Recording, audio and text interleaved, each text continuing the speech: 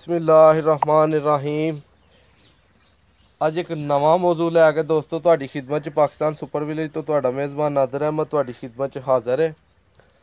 अज तुहानू दसांगे कि जिहड़े दोस्त नवीं कट्टा या वच्छा फार्मिंग स्टार्ट करना चाहते हैं उन्हां वास्ते किहड़ियां चीज़ां दरकार ने, किहड़ियां सहूलियत दरकार ने, या किन्नी आमदन या किन्नी रास उन्हां दे कोल मौजूद होनी चाहिदी है ते वो साल दे विच या मंथली इन्ने पैसे जिहड़ा ना वो कमा सकते हैं ते इन्ने पैसे इन्वेस्ट करन तो बाद इन्ने कमा सकते हैं।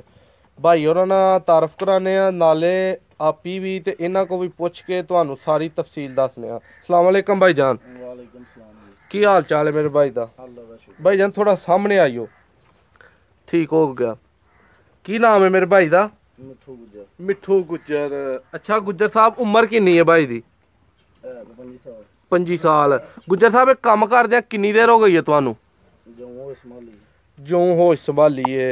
होश संभालन तो मुराद यानी कि 25 साल ही तुहानू हो गए ने? हाँ जी। एक काम करदे आ। ठीक हो गया।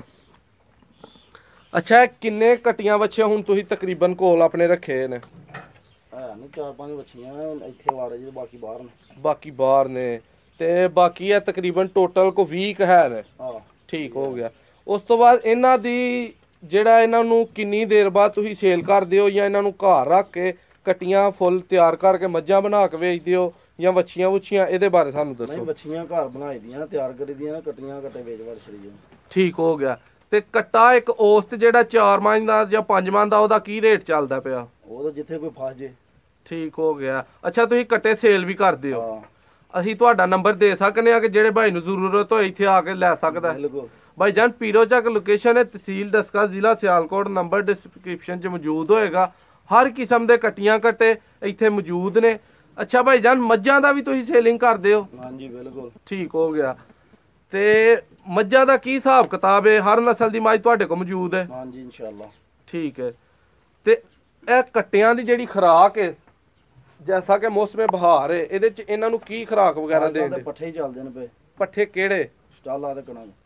ਸਟਾਲਾ ਤੇ ਕਣਕ। ਇਸ ਤੋਂ ਇਲਾਵਾ ਜਿਹੜਾ ਵੰਡਾ ਛੰਡਾ ਪਾ ਲਓ। ਵੰਡਾ ਇਹਨਾਂ ਨੂੰ ਕੀ ਪਾਉਂਦੇ ਹੋ ਪਏ? ਅੱਜ ਕੱਲ ਤੇ ਫੀਡ ਪਾਉਂਦੇ ਇਹਨਾਂ ਨੂੰ, ਦਲੀਆ ਛਲੀਆ ਖਲ ਪਾਈ ਦੀ। ਠੀਕ ਹੋ ਗਿਆ। ਅੱਛਾ ਇਹਨਾਂ ਨੂੰ ਮਸਾਲਾ ਮਸੂਲਾ ਵੀ ਕੋਈ ਦਿੰਦੇ ਹੋ? ਇਹ ਲੂਣ ਮਿਰਚ ਜਿਹੜਾ ਕਸਾਰ ਕਸੂਰ ਨਾਲੇ ਬਾਹਰ ਨਿਕਲ ਜਾਂਦੇ ਨੇ, ਮੂੰਹ ਸਾਫ਼ ਹੋ ਜਾਂਦਾ। ਠੀਕ ਹੈ। ਇਹਨਾਂ ਨੂੰ ਕੋਈ ਬਿਮਾਰੀਆਂ ਵਗੈਰਾ ਤੇ ਨਹੀਂ ਆਉਂਦੀਆਂ? ਨਹੀਂ ਸਿਹਤਮੰਦ ਹੋਣ, ਜਿਹੜੇ ਬਿਮਾਰ ਹੁੰਦੇ ਨੇ ਉਹ ਦੂਸਰੇ ਦਿਨ ਫੁੱਲ ਜਾਂਦੇ। ਅੱਛਾ ਇਹ ਬਹੁਤੇ ਦਿਨ ਨਹੀਂ ਕੱਢਦੇ? ਘੱਟ ਹੀ ਕੱਢਦੇ ਨੇ। ਠੀਕ ਹੋ ਗਿਆ। लो जी दोस्तों वेख सकते हो भाई होरां दी फार्मिंग, अपना शौक पूरा कर सकते हो। अगर तुहानू इन्हां दी जरूरत है अपनी फार्मिंग स्टार्ट करना चाहते हो तो आ सकते हो इन्हां दे। अच्छा भाई जाना कोई गर्मियां आन डईयां ने, गर्मियां दे विच किहड़ी चीज़ इन्हां लई जिहड़ा ना पट्ठे बेहतरीन ने? ਉਹ ਜ਼ਿਆਦਾ ਜਵਾਰ ਹੀ ਹੁੰਦੀ ਹੈ, ਤੂੜੀ ਵੰਡਾ ਹੁੰਦਾ। ठीक हो गया। ਚੁੱਕਰ ਪਾਇਆ, ਤੂੜੀ ਛੜੀ ਪਾਈ।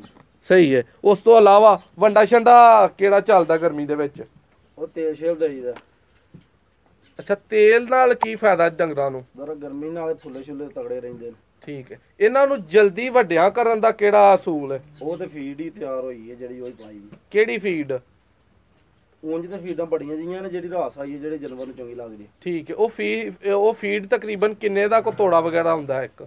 ਮੈਂ ਹੋ 21-2200 ਦਾ ਤੋੜਾ। 21 ਕਿੰਨੀ ਉਹਦੇ ਵਿੱਚ ਹੁੰਦੀ ਹੈ ਫੀਡ? 50 ਕਿਲੋ। 50 ਕਿਲੋ ਫੀਡ 21-2200 ਦਾ ਤੋੜਾ ਹੁੰਦਾ ਤੇ ਇੱਕ ਜਾ ਕਿੰਨੀ ਦੇਰ ਚ ਮੁਕਾ ਲੈਂਦਾ?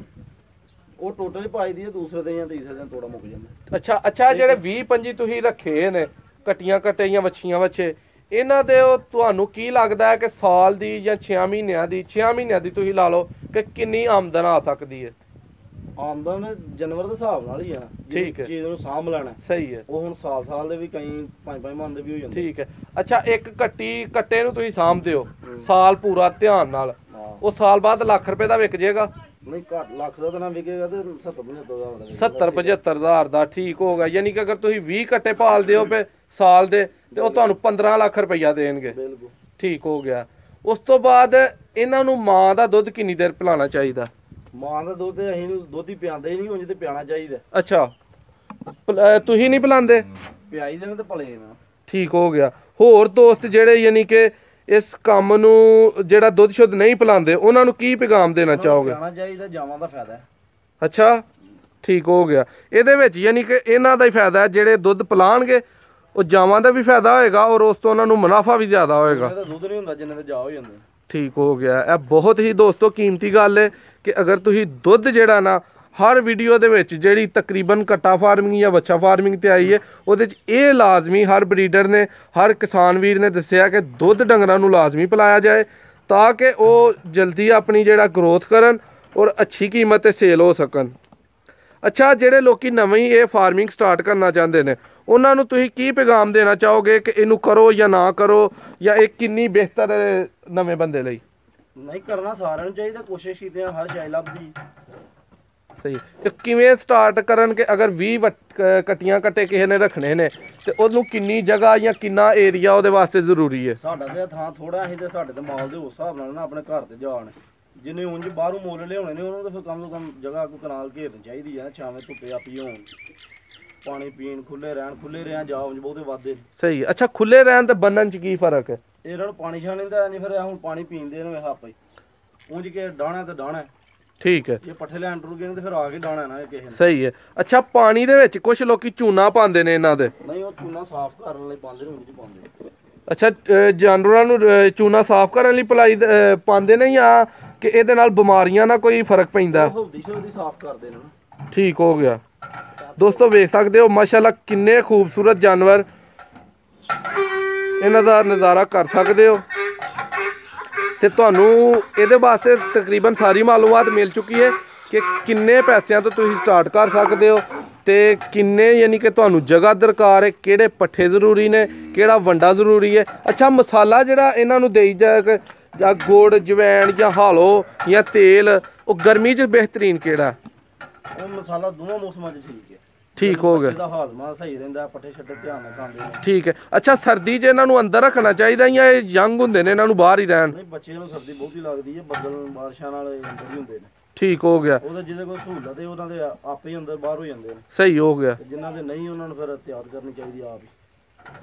ਬਿਹਤਰੀਨ ਹੋ ਗਿਆ। ਬਾਈ ਹੋਰਾਂ ਦੀ ਬਹੁਤ ਹੀ ਦਿਲਚਸਪ ਮਾਲੂਮਾਤ, ਇਹਨਾਂ ਦਾ ਸ਼ੁਕਰੀਆ ਅਦਾ ਕਰਾਂਗੇ ਕਿ ਇਹਨਾਂ ਨੇ ਸਾਨੂੰ ਆਪਣਾ ਟਾਈਮ ਦਿੱਤਾ ਤੇ ਨਵੇਂ ਆਉਣ ਵਾਲੇ ਜਿਹੜੇ ਯੰਗ ਕਿਸਾਨ ਨੇ ਉਹਨਾਂ ਦੀ ਖਿਦਮਤ 'ਚ, ਉਹਨਾਂ ਦੇ ਇਲਮ 'ਚ ਇਹਨਾਂ ਨੇ ਇਜ਼ਾਫਾ ਕੀਤਾ।